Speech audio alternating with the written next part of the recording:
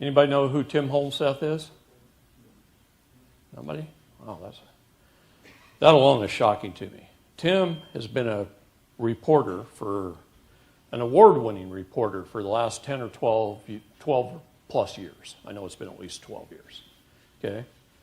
And he's being persecuted right now in the state of Minnesota by an attorney firm in the state of Florida.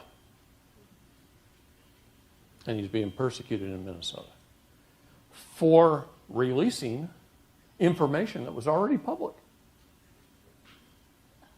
Don't we have freedom of speech and freedom of the press? And all he's doing is releasing information that's already on the public record, and he's taking it and he's putting it on the internet and he's telling everybody about it.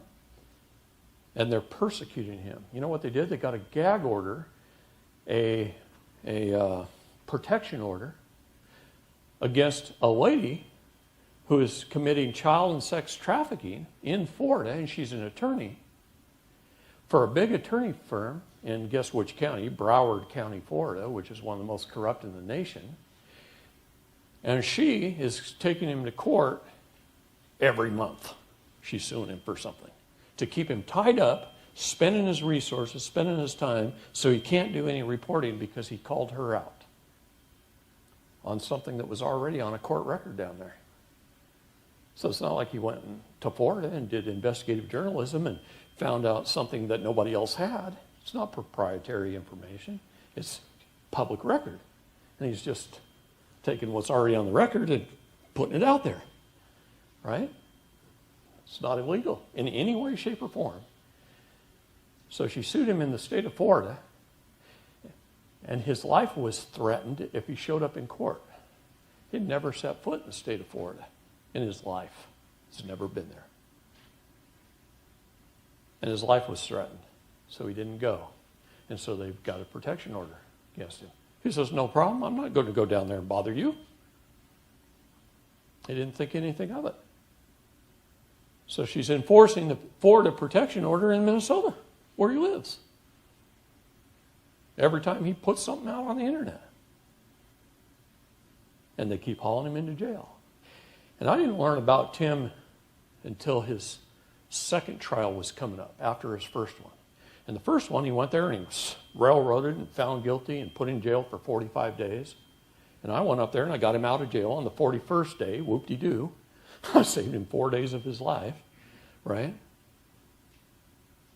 But then we walked out the door on the 41st day, and the sheriff walked over and arrested him, hauled him back in the door. We didn't get 25 feet. And they arrested him.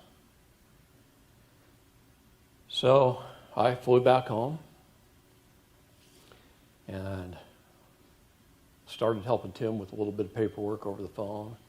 And his next trial date came up about 30 days later. And I leave Bend, Oregon, and I go, you know what?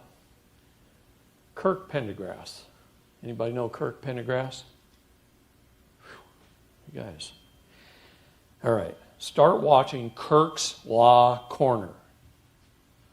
Kirk has an IQ of about 155. He's sharp as a tack. Everything he reads, he remembers. And the page number. Okay? He's got one of those photographic memories.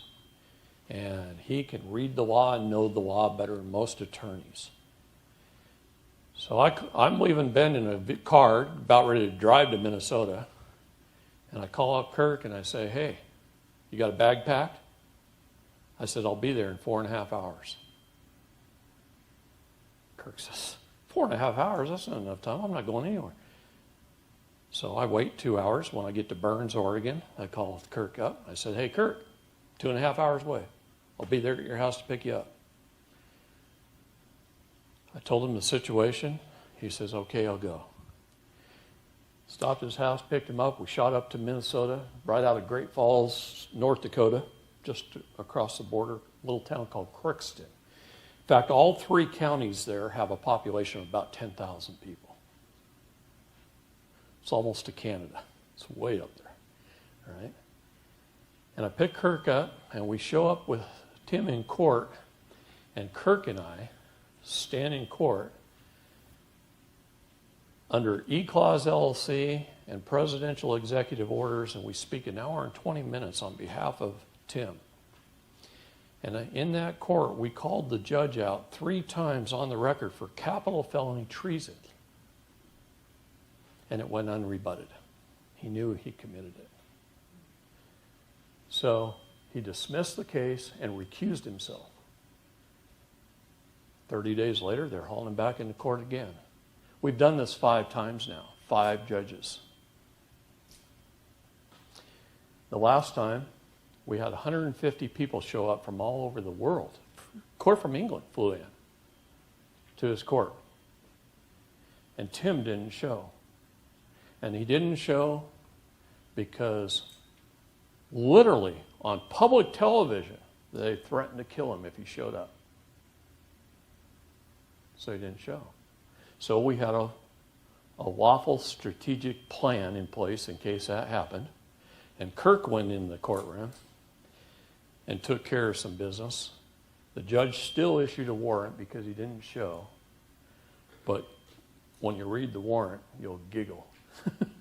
It's only for a misdemeanor, and it's only good in that county in Minnesota. So as long as he stays out of that county, they're not going to pick him up, right? So we've got him stationed in a safe house, and he's fine. But we're just going to fight it on a higher level because they just, one judge after another in this courtroom, and they just keep committing capital felony treason. Okay?